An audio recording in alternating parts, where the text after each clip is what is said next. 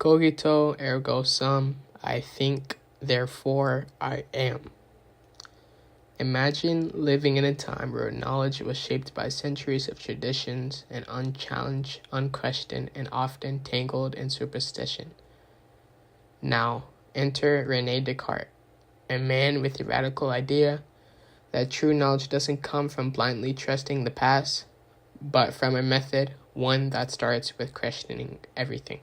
In 1637, Descartes published Discourse on the Method.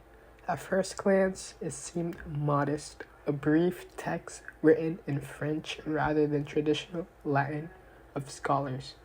But beneath its simplicity lay a revolutionary idea that knowledge isn't found in authoritative or tradition, but in careful reasoning and doubt.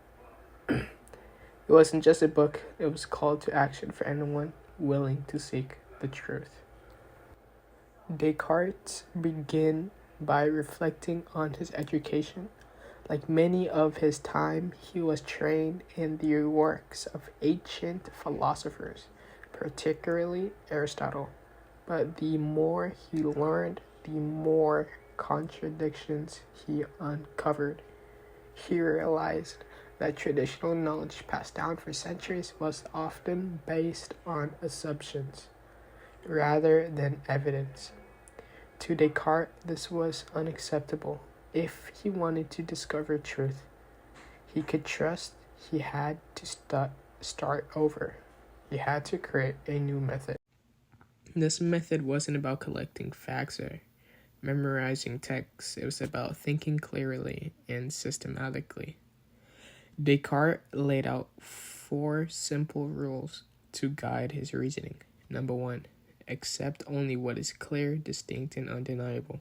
Number 2, break complex problems into smaller parts to understand them. Number 3, to start with the simplest and easiest questions, then progress to the hardest one. Number 4, review thoroughly to make sure nothing is overlooked.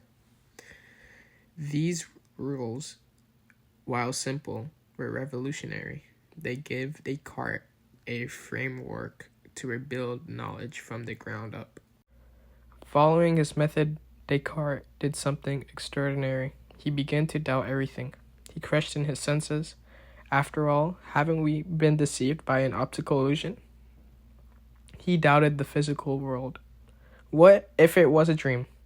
And even he considered the possibility of an evil demon, one so powerful it could manipulate his thoughts, tricking him into believing falsehoods. It was a terrifying thought experiment, but for Descartes it was necessary. He needed to strip away all doubt, every uncertain belief, to find a foundation that was absolutely solid. In the midst of all this doubt, he found it. A single truth that could not be doubted, the fact that he was thinking, even if an evil demon was deceiving him. The very act of doubting proved his existence as a thinker. From this, he declared, cogito ergo sum, I think, therefore I am. It wasn't just a catchy phrase, it was a breakthrough, a foundation so solid that everything else could be built upon it. What does this mean? For Descartes, it was just about proving his own existence. It was about understanding what he truly was, a thinking being distinct from his physical body. This led to a famous idea of dualism. The mind and body are separated. The mind is immaterial, the realm of thought and reason, while the body is physical, subject to the laws of nature. This idea would shape centuries of debate in philosophy, psychology, and even neuroscience. Descartes didn't stop at philosophy. He applied his method to science, seeking to understand the natural world with the same clarity he used to understand himself. He viewed the universe and even the human body as a machine operating according to natural laws. By studying this mechanism, he believed that we could unlock the secrets of nature and use them to improve human life. In the final chapters of Discourse on the Method, Descartes looked beyond himself. He envisioned a future where knowledge wasn't just for scholars, but for everyone. A world where people worked together to build on each other's ideas.